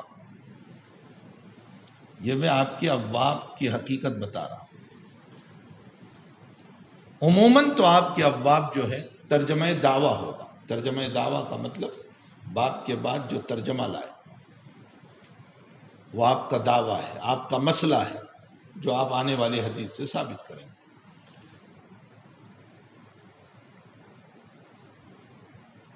لیکن کبھی ایسا ہوگا کہ امام بخاری رحمۃ اللہ علیہ کا ترجمہ شارحہ ہوگا۔ ترجمہ شارحہ کا مطلب جو حدیث شریف آ رہی ہے اس کی شرح کی ضرورت ہے، تو امام بخاری باب ہی سے اس کی شرح کر دیں گے۔ باب میں ترجمے میں ایسا لفظ لائیں گے جو لفظ اس حدیث شریف کی شرح کر رہا ہوگا۔ تو عموماً تو امام رضی اللہ تعالیٰ عنہ کے ابواب جو ہیں وہ ترجمہ دعویٰ ہوتے ہیں، تراجی میں دعویٰ، لیکن کبھی بخاری کا ترجمہ شارحہ بھی ہوگا۔ جہاں وہ ترجمہ شارحہ آئے گا وہاں ہم تم کو اشارہ کریں گے کہ یہ ترجمہ شارحہ ہے، حدیث شریف میں یہ لفظ آ رہا ہے، اس کا کیا مطلب ہو سکتا ہے؟ امام رضی اللہ تعالیٰ نے اس کی شرح فرما رہے ہیں۔ یہ ہے آپ کے تراجم کی حقیقت جو میں نے مختصر طور پر نقل فرمائی۔ پھر امام جب تراجم کو ثابت کریں گے تو کبھی بطریق اولویت ثابت کریں گے، بطریق استدلال ثابت کریں گے، بطریق ترک تفسیر ثابت کریں گے۔ بطریق ترک تفسیر کا مطلب کوئی روایت آئی اور اس کے اندر صاحب شریعت علیہ صاحب الصلاۃ والسلام نے کوئی تفسیر نہیں فرمائی، اس کا مطلب یہ نکلا کہ بہت ایچ پیچ میں مت جاؤ، بس یہ مسئلہ سامنے آ گیا، اسی پر عمل کر لو۔ تو یہ آپ کے تراجم کی حقیقت ہے۔ جہاں اشیاء مشتبہ پر امام بخاری کتاب البیوع میں کچھ گفتگو کریں گے، باب ترک المشبہات باب قائم فرمائیں گے، مشبہات سے بچیں۔ تو اب مشتبہ کب بن جاتی ہے چیز، اس پر امام بخاری دلائل لائیں گے اور یہ ثابت کریں گے کہ شے مشتبہ بنتی ہے اختلاف ادلہ سے، دلائل کے اختلاف سے۔ کوئی روایت یہ بتا رہی ہے کہ یہ حلال ہے، کوئی روایت یہ بتا رہی ہے کہ حرام ہے، اب آپ کیا کریں؟ علت پر جائیں، حرمت پر جائیں؟ بلی کا گوشت دیکھو تو حرام، اور لعاب بنتا ہے گوشت سے، تو اگر بلی منہ ڈال دے تو اس صورت میں ناپاک ہو جانا چاہیے، جیسے کتے کا مسئلہ ہے، ناپاک ہو جانا چاہیے۔ یہ دلیل ہے حرمت کی۔ لیکن دوسری طرف حضرت فرماتے ہیں انہا من الطوافین والطوافات علیکم، مسئلے میں تخفیف کر دی کہ یہ بار بار گھروں میں آنے والی ہے، تم کتنے اپنے آپ کو بچاؤ گے، اس لیے اس کا جوتا ناپاک نہیں۔ اب دو طرح کے دلائل آ گئے۔ ابن شہاب زہری رحمۃ اللہ علیہ فرماتے ہیں کہ اذا کان الماء موجود فاحوط ان يتوضا من ماء الثانی، احتیاط یہ ہے کہ دوسرے پانی سے وضو کرو، شبہ ہو گیا نا اس پانی میں، اشتباہ لگ گیا۔ یہ تو ایک مثال میں دے رہا ہوں، ایسے امام بخاری کئی دلائل پیش فرمائیں گے کہ دیکھو ایک طرف یہ روایت ہے، ایک طرف یہ روایت ہے۔ ایسے موقع پر شے میں اشتباہ پیدا ہو گیا تو اب احتیاط یہ ہوگا کہ حرمت والی روایت کو ترجیح دو۔ تو سمجھ میں بھی آیا، ہیلے حوالے نہ کرو جیسے مدرسے والے سب کرتے رہتے ہیں زکوٰۃ کی رقومات میں، ادھر سے دو ادھر سے لو، یہ سب بلا وجہ کے ہیلے حوالے، اس کی کوئی گنجائش نہیں۔ آپ نے مالک ہی کہاں بنایا، کیسے مالک بنایا آپ نے؟ وہ تو اگر اس طالب علم نے پیسے دفتر میں جمع نہیں کرائے تو تم اس کا اخراج کر دیتے اور مار کر پیسے لیتے ہو، تو مالک کہاں بنا وہ؟ پھر یہ ہیلا کیسا ہوا؟ یہ سب بلا وجہ کے ہیلے حوالے۔ اس میں آپ نے اشتباہ والے مسئلے میں حلت کو ترجیح دی، یہ غلط بات ہے، ایسا نہیں ہونا چاہیے۔ ہاں اس کے اور طریق ہیں، ان طریق کو اپناؤ جو بالکل ایک واضح طریق ہے۔ مثلا واضح طریق ایک یہ ہے کہ آپ خود فارم میں لکھ دو کہ کیا آپ مصرف زکوٰۃ میں سے ہیں، مستحق کے زکوٰۃ ہیں۔ طالب علم جب داخلہ لے گا تو پہلے اس کو فارم تو پڑھاؤ، یہ تو پڑھتا ہی نہیں ہے کہ کیا لکھا ہے اس میں۔ کسی نے پڑھا آج تک میں فارم مدرسے کا؟ مجھے بتاؤ کیا لکھا ہوا ہے۔ اور یہاں تو گجراتی میں، تو اردو والے کیا جانیں گے؟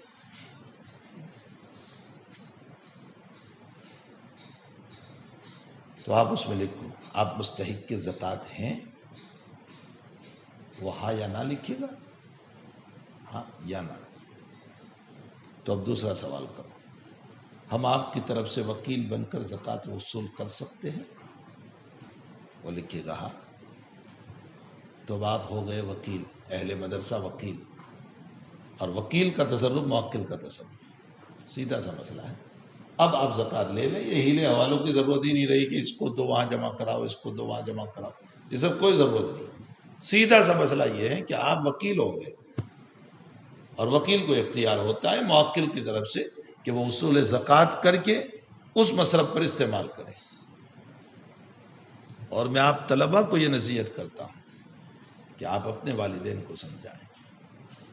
نہ صحیح آپ اتنی بڑی رقم نہیں بھر سکتے ہو کہ آپ کے بس میں نہیں، تو کم سے کم اتنا ضرور کر لیں کہ اپنی بساط کے مطابق 400 روپے، 500 روپے ماہانہ، 700 روپے، 1000 روپے، اتنا تو کر سکتے ہیں. ایسا نہیں ہوتا ہے کہ 500 روپے کوئی والی نہیں بھر پائے گا. اتنا ہی بھر دیں ہماری طرف سے. اس کا فائدہ یہ ہوگا کہ ہم 500 روپے کے بدلے میں کھانے والے ہو گئے. کچھ سمجھ میں بھی آ رہا، ایک راستہ نکل آیا. تو کم سے کم ہمیں ایسا کر لینا چاہیے. بہرحال خیر، یہ تو اپنی جگہ کتاب الزکوٰۃ کے مسائل ہیں جو وہاں آئیں گے. میں صرف یہ کہہ رہا تھا کہ امام بخاری رضی اللہ تعالیٰ عنہ کتاب البیوع میں باب ترک المشبہات اور دوسرا باب قائم کریں گے، باب تفسیر المشبہات. 2 باب لائیں گے اور بہت تفصیل سے گفتگو کریں گے اور یہ بتائیں گے کہ ادلہ کے اختلاف پر مسئلہ مشتبہ ہو جاتا ہے تو پھر ابن عمر کی روایت لے آئیں گے، دع ما یریبک الی ما لا یریبک. چھوڑ دو اس چیز کو جس میں اشتباہ ہو، ایسی چیز کو اپنا لو جس میں اشتباہ نہیں. وہاں امام ایک تیسرا باب قائم کریں گے. وہ تیسرا باب یہ ہے کہ وساوس کی بنیاد پر کوئی شے مشتبہ نہیں ہوتی. صرف خیالات اور وسوسے، اس کی بنیاد پر شے مشتبہ نہیں ہوتی. امام بخاری اس کے تحت بھی روایت لائیں گے کہ حضرت ابو ہریرہ رضی اللہ تعالیٰ عنہ سے کسی نے سوال کیا، نبی علیہ السلام سے سوال کیا. ناقل ابو ہریرہ ہے، یہ کتاب الوضوء کی روایت ہے، اس کو وہاں بھی لائیں گے کہ حضرت میں جب نماز پڑھتا ہوں تو مجھے خیال سا گزرتا ہے کہ میری ریح خارج ہو گئی. خیال گزرتا تو کیا میں نماز چھوڑ دوں؟ حضرت نے فرمایا لا، اس وقت تک نماز نہ چھوڑو جب تک کہ فساؤن او زرات بلا صوت یا بالصوت خروج ریح نہ ہو. اور دیگر روایت میں فرمایا جب تک بدبو نہ آئے یا اس کی آواز نہ سنو، وہاں تک صرف خیال کی بنیاد پر نماز نہیں چھوڑی جائے گی. یہ بدبو نہ آنا، بدبو کا آنا اور آواز کا ہونا، حضرت یہ بتا رہے ہیں جب تک تیقن نہ ہو، وسوسے کی بنیاد پر نہیں. اب وہاں اشکال ہوگا کہ کسی کے کانپور میں ہڑتال ہے، آواز ہی نہیں آ رہی ہے تو، یا اس کی قوت شامائی ختم ہو گئی ہے، سونگنے کی قوت ہی ختم ہو گئی ہے جیسے بھنگیوں کی ہوا کرتی ہے، تو اس کو کہاں بدبو آئے گی؟ اس کا جواب یہ ہے کہ یہ تو اصلاً حضرت ایک تیقن کی طرف اشارہ فرماتے ہیں، یقین ہونا چاہیے. تو خلاصہ کلام یہ ہے کہ وہ وساوس کی تحت امام بخاری دلائل پیش کریں گے. یہ بات میں اس لیے ذکر کر رہا ہوں کہ وساوس کی بنیاد پر مسائل نہیں ہوتے، واقعتاً دلائل کی بنیاد پر مسائل ہوا کرتے. اور وساوس کی بنیاد پر انسان کو پریشان بھی نہیں ہونا چاہیے. یہ بلا وجہ پھر وہ مال خولیہ کی بیماری میں پڑ جاتا ہے. مال خولیہ جانتے ہیں، خیالات کی بیماری. پھر وہ خیالات کی بیماری میں پڑ جاتا ہے، ہر وقت وساوس وساوس وساوس، دماغ اسی میں گھومتا رہتا ہے. پھر اس کو شکوک و شبہات ہونے لگتے ہیں بار بار. آپ کو بات کرتے دیکھا تو سمجھو نا میری بات کر رہے ہیں. استنجا خانے میں گئے تو بار بار ہاتھ دھو رہے ہیں. یہ سب اسی بنیاد پر ہے. اس لیے وساوس کی بنیاد پر کوئی مسئلہ نہیں ہوتا. خیر یہ بات مجھے اس لیے یاد آ گئی کہ امام بخاری کے بعض ابواب ترک تفسیر سے مستنبط فرمائیں گے کہ یہاں صاحب شریعت نے مسئلہ بیان کر کے اور کوئی تفسیر نہیں فرمائی. معلوم یہ ہوتا ہے کہ بس یہ مسئلہ جائز ہے. یہ ہے ترک تفسیر. یہ جو باب آئے گا مشبہات، وہاں میں اس کی مثالیں پیش کروں. مثلاً یہ کہ کسی مسئلے کے باب میں بہت زیادہ گہرائی میں نہیں جانا چاہیے، بہت زیادہ گہرائی میں نہیں۔ یہ تو اب ساری مشینیں آ گئی اور مشینوں کے ذریعے سے گیہوں نکالے جاتے ہیں یا جواری نکالی جاتی ہے، ورنہ پہلے زمانے میں تم کم وقتوں نے کچھ دیکھا ہی نہیں، تم کیا اس مثال کو سمجھ سکتے؟ ہم نے دیکھا بھی، عمل بھی کیا کہ جواری کو کاٹ کر کے لاتے تھے اور کھلیان میں ڈالتے تھے اور اس پر بیل گھماتے تھے، وہ بیل گھومتا رہتا تھا اور اس کے پاؤں سے وہ جواری جو ہے وہ نکل جاتی تھی، اس کے کاس کے اندر سے، خوشوں کے اندر سے۔ اب وہ جو بیل گھوم رہے ہیں تو وہ کوئی یہ تھوڑی کہے گا مجھے پیشاب کرنے جانا ہے، وہ تو اسی پر پیشاب کرتا تھا اور فقہاء نے اس کا جواز لیا۔ اب آپ بتائیے کہ یہاں کیا مسئلہ بیان کرو گے؟ جو لوگ یہ کہتے ہیں کہ معقول اللحم کا پیشاب بھی ناپاک ہے، ان لوگوں کے قول کو چھوڑ دیجئے جو معقول اللحم کے پیشاب کی طہارت کے قائل ہیں، جیسے امام شافعی رحمۃ اللہ علیہ و دیگر ائمہ، ان کے وہاں تو یہ پاک ہے، لیکن امام ابو حنیفہ رحمۃ اللہ علیہ معقول اللحم کے پیشاب کو پاک قرار نہیں دیتے۔ اب یہ جواری تمہارے لیے حلال نہیں ہونی چاہیے، وہ تو ناپاک ہو گئی۔ یا فقہاء یہی کہتے ہیں کہ بہت گہرائی میں نہ جاؤ ورنہ ایک دانہ نہیں کھا پاؤ گے۔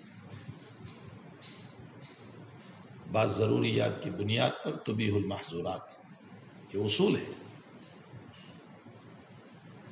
تمام پیسوں کی حقیقت کو دیکھو، بینک سے ہی نکل کر آتے، ریزرو بینک سے تو نکلتے ہی ہے، اس کے بعد ساری بینکوں سے ہو کر کے آپ کے پاس آ رہے۔ بہت گہرائی میں جاؤ گے تو ایک پیسہ بھی استعمال کی ہدایت نہیں ہو سکتی، تو سمجھ میں نہیں۔ اب یہ وساوس آ گئی، جتنی گہرائی میں جاؤ، اس لیے ترک تفسیر۔ اس مسئلے پر فقہاء نے، ائمہ نے، صاحب شریعت علیہ صاحب الصلاۃ والسلام نے ترک تفسیر فرمایا ہے، بس تم بھی ترک تفسیر کر لو۔ جیسے آپ کتاب الحج میں روایت پڑھو گے کہ حج کے موقع پر آپ کسی صحابی نے فرمایا العامنا ھذا عام للعبد، یا رسول اللہ، حج سال میں ایک مرتبہ یا ہر سال؟ حضرت خاموش رہے اور اس کے بعد فرمایا زندگی میں ایک بار۔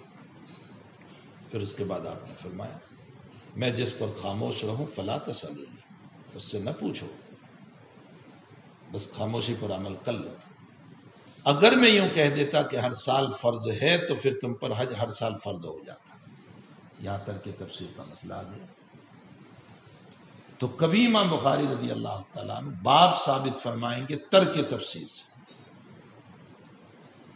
کبھی ایسا بھی کریں گے کہ ترجمے میں کوئی بات لائیں ہیں اور وہ حدیث شریف ہی سے ثابت ہوتی ہے، لیکن حدیث اس باب میں نہیں ہوگی، کسی اور جگہ ہوگی۔ ایسا کیوں کریں گے؟ حضرت شیخ الہند فرماتے تشہیز اذان کے لیے، تمہارے ذہن کو تیز کرے۔ بھئی تم بھی تو تلاش کرو۔ ابواب المساجد میں باب لے آئے، باب التقاضی، مسجد میں اگر تمہارا مقروض مل جائیں جس کو آپ نے قرض دیا ہے تو مقروض کے پاس مسجد ہی میں پیسوں کا مطالبہ ہو سکتا ہے، یہ آداب مسجد کے خلاف نہیں ہے۔ یہ مسئلہ ثابت کر رہے ہیں ابواب المساجد۔ اور کعب ابن مالک اور عبداللہ ابن حضرت کی روایت لیا کہ کعب ابن مالک کے پیسے باقی تھے، عبداللہ ابن حضرت کے پاس، مسجد ہی میں مانگے، اس لیے کہ عبداللہ ابن حضرت ملتے ہی نہیں تھے، مسجد میں مل گئے، اور تقاضا اس طرح کیا کہ آواز بلند ہو گئی دونوں کی۔ حضرت نکلے اور مصالحت فرمائی، بھئی آدھا لے لو آدھا دے دو۔ آگے باب میں ہے والملازمت، اس کا پیچھا کرنا۔ اب جو ابواب المساجد کی روایت ہے وہاں باب میں ملازمت تو ہے لیکن حدیث میں ملازمت نہیں۔ اب کیسے ثابت کریں گے؟ وہ دعویٰ کیا ہے، دلیل نہیں۔ شرح کہتے ہیں تشہیز اذان، تلاش کرو کسی روایت میں ملے گا تم کو ملازمت کی۔ اب تم اور ہم تو کیا تلاش کریں گے، شرح نے تلاش کر کے دے دیا۔ ابواب العقیقہ میں یہ روایت آ رہی ہے بخاری ہی میں وہاں یہ لفظ آیا ہے کہ کعب ابن مالک عبداللہ ابن حضرت کے پیچھے ہی نماز پڑھتے رہے تاکہ یہ چلے نہ جائے. بخاری نے اس کی طرف اشارہ کیا. جہاں یہ ابواب آئیں گے وہاں اس سے متعلق گفتگو ہوگی کہ ایسا کیوں کرتے ہیں. یہی روایت لے آتے وہ, کیوں نہیں لائے وہ روایت. تو یہ امام بخاری رحمۃ اللہ علیہ کے ابواب کی حقیقت ہے. یہ آپ کے ابواب کے طرق ہیں کہ آپ کے ابواب کس طرح کے ہوں گے تو سمجھ میں بھی آئے. یہ تو ہو گئی ابواب پر گفتگو. بابن, یہ بخاری کا پہلا باب ہے. باب کہتے ہیں مدخل المکان, مکان میں داخل ہونے کی جگہ, اس کو باب کہا جاتا ہے. مداخل الامکنہ بھی بولتے ہیں بہت سارے ابواب پر. مداخل الامکنہ, مکان میں داخل ہونے کی جگہ. لہو اول ولہ الآخر, اس پر بولا جاتا ہے اول اور آخر, یعنی باب جہاں ہوتا ہے نا اس کا اول بھی ہوتا ہے اس کا آخر بھی ہوتا ہے.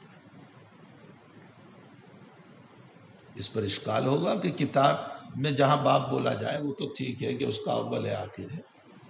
مدخل المکان جو ہوتا ہے وہاں اول و آخر کا ہوتا ہے. وہ تو دروازہ اپنی جگہ ہے, یا آخر کا ہوتا ہے.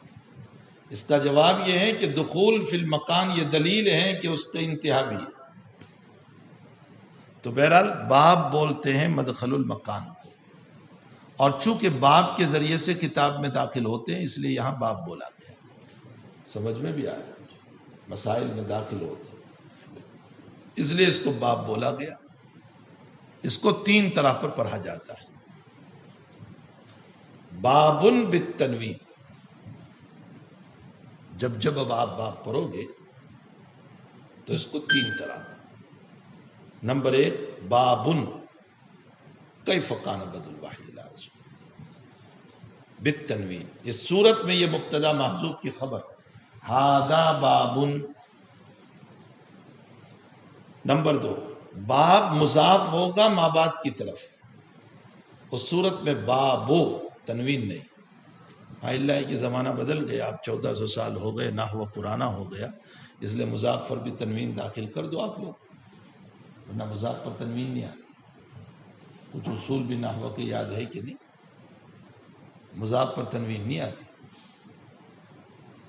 تو بابو کیف کان بدء الوحی الی رسول اللہ صلی اللہ علیہ وسلم. لیکن یہاں اس پر اشکال ہوگا, یہاں ہر جگہ نہیں. آپ نے باب کو مضاف بنایا اور کیف کان بدء الوحی مضاف الیہ, اور کیف صدارت کلام کو چاہتا ہے. کیف جو ہے وہ ہمیشہ پہلے ہوا کرتا ہے, یہ اپنی چیئر کو چھوڑتا نہیں, اپنی کرسی کو بھی نہیں چھوڑتا. کیف یہ کہتا ہے میں ہمیشہ صدارت کلام میں رہوں گا. اور آپ جب باب کو مضاف بنا رہے ہیں تو کیف کی صدارت چلی گئی, یہ لڑائی پہ اترے گا کہ میری صدارت چلی گئی. اس کا جواب یہ ہے کہ کیف صدارت کلام چاہتا ہے اپنے کلام کے شروع میں. اصول سمجھ میں آیا؟ کیف صدارت کلام ضرور چاہتا ہے, لیکن جس پر وہ داخل ہوا ہے اس کا صدارت کلام, اس کو باب سے کوئی لینا دینا. اور بدء الوحی پر یہ داخل ہو رہا ہے تو اس صورت میں اس کا صدارت کلام تو ہے ہی اپنی جگہ, پہلے ہی ہے کیف. یہ دو طریق, اور یہی دو طریق عام طور پر رائج ہے. بابن کیف کان بدء الوحی یا بابو کیف کان بدء الوحی, ہر باب میں اسی طرح پڑھیں گے. علامہ عینی نے ایک تیسری بات نقل کی کہ باب یعنی بالسکون پڑھا جائے, کل عدد, جیسے اول, ثانی, ثالث, رابع, اس طرح اس کو پڑھا جائے. لیکن یہ بالکل مرجوح طریق ہے, علماء نے اس طریق کو صحیح نہیں بتایا.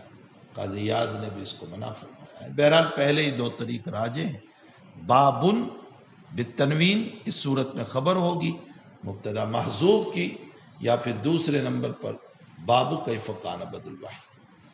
یہاں اشکال یہ ہے کہ امام بخاری کتاب کا لفظ کیوں نہیں لائے.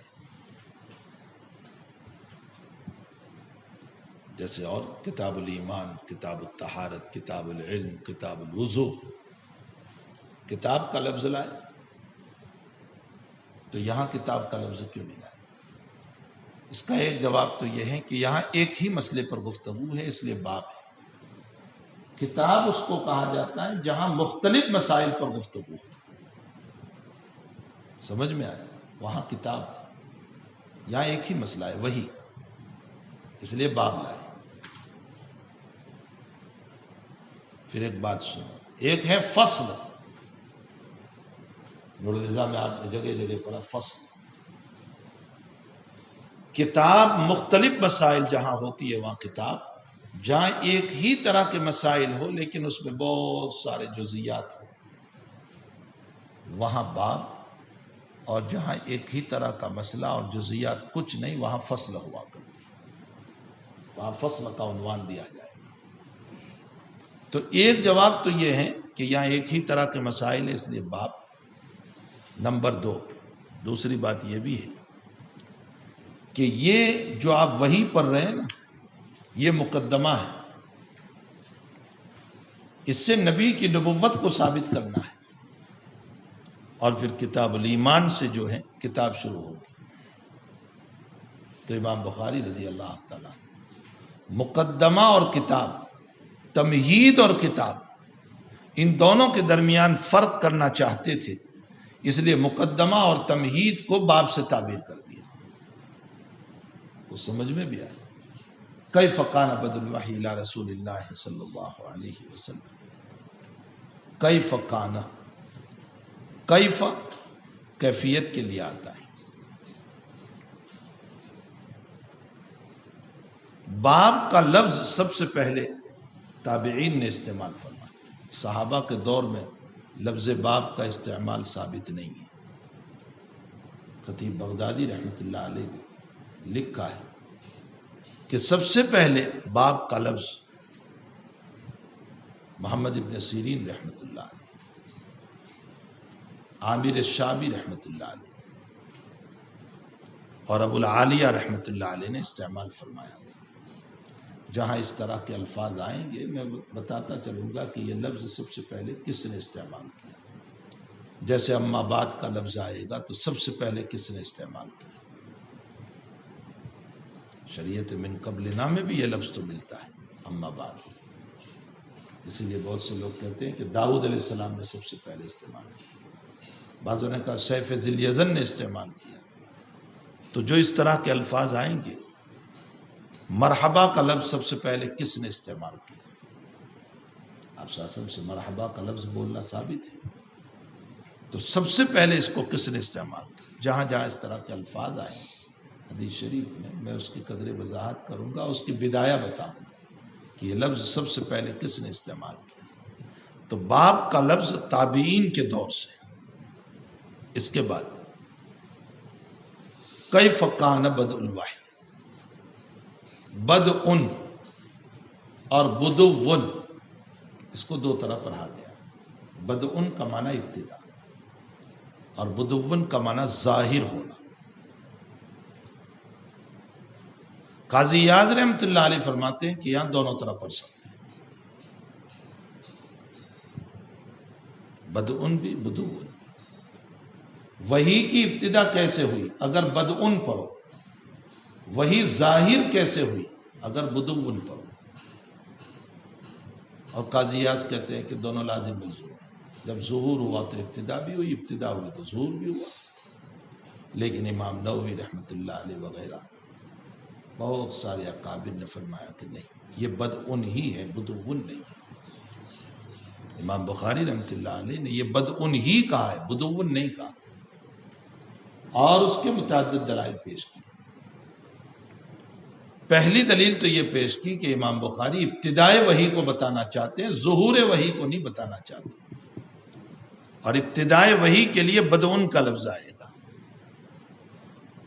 دوسری دلیل یہ پیش کی کہ امام بخاری رحمۃ اللہ علیہ اس باب کے علاوہ اور 4 ابواب لائے ہیں، اور وہاں بدء ہے بالاتفاق، بدء الحیض، بدء الخلق، بدء السلام اور ایک جگہ ہے.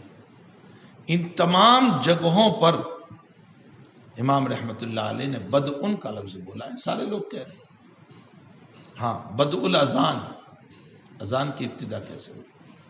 تو بدء الحیض، بدء الخلق، بدء السلام، سلام کی ابتدا کیسے ہوئی؟ بدء الاذان. جب ان چاروں جگہوں پر بدء ہے تو یہاں بھی بدء نہیں.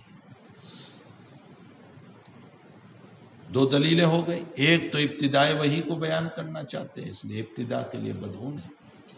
نمبر دو، آپ نے اور جگہوں پر ان چیزوں کی ابتدا بتانے کے لیے بدء ہی کا استعمال کیا ہے، تو یہاں بدء ہی ہوگا. نمبر تیسرا جواب یہ ہے اور تیسری بات یہ ہے کہ بخاری کے تمام نسخوں میں یہاں بدء ہے. شارحین نے جو نقل کیا ہے وہ یہی ہے کہ یہاں بدء ہی کا لفظ ہے. ان دلائل کی بنیاد پر یہی کہا جائے گا کہ یہاں بدء ہے، بدء نہیں ہے. کیف قال بدء الوحی، وحی، وحی کا لغوی معنی ہوتا ہے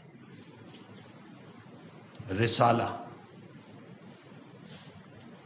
لکھنا بھی ہوتا ہے رسالہ. اشارہ.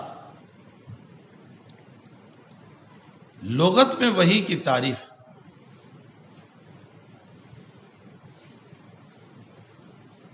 راغب اصفہانی نے تو فرمائی الاشارۃ السریعۃ الخفیہ. وحی کی تعریف الاشارۃ السریعۃ الخفیہ، چپکے سے تیزی کے ساتھ اشارہ کر دینا. اور قاضی یاد رحمت اللہ علیہ نے وحی کی تعریف فرمائی الوحی الاشارہ مع السرعہ فی الخفا. الفاظ کا فرق ہے راغب اصفہانی کے ساتھ. انہوں نے خفیہ کا، انہوں نے فی الخفا کا. سرعہ کا، انہوں نے سریعہ کا. ایک ہی، یعنی چپکے سے تیزی کے ساتھ اشارہ کر دینا. جیسے تم لوگ آنکھ کے ذریعے سے اشارہ کر دیتے ہو، یہ لغتاً وہی ہو گیا الاشارۃ السریعۃ الخفیہ، تاکہ دوسرا نہ دیکھے. یوں کر کے کر دیتے تاکہ دوسرا نہ دیکھے. یہ تو لغوی معنی ہو. اصطلاح شریعت میں وحی لفظ مصدر ہے یا مفعول بہ ہے؟ اگر اس کو مصدر مانے تو پھر مصدری ترجمہ کرنا ہوگا، اور وہ مصدری ترجمہ یہ ہوگا اعلام اللہ تعالی انبیاءہ بشیء، اللہ تعالیٰ کا اطلاع کرنا. مصدری معنی الوحی اعلام اللہ تعالی انبیاءہ بشیء، اللہ تعالیٰ کا اپنے انبیاء کو کسی چیز کی اطلاع کرنا. اور اگر اس کو مفعولی معنی میں لو تو ترجمہ ہوگا المنزل من اللہ تبارک و تعالی علی الرسول صلی اللہ علیہ وسلم. منزل یہ مفعولی ترجمہ ہوگا، معنی ایک ہی ہوگا، اس لیے کہ اللہ جو نازل کرے گا وہ اطلاع ہی تو کرے گا انبیاء کو. جو آپ نے پڑھا اعلام اللہ تبارک و تعالی انبیاءہ بشیء، صرف صرفی اعتبار سے یا تو مصدری کہہ لو یا اس کو مفعولی معنی کہہ لو. یہاں تک تو وحی کی تعریف. آگے وحی کی اقسام. چلیے بات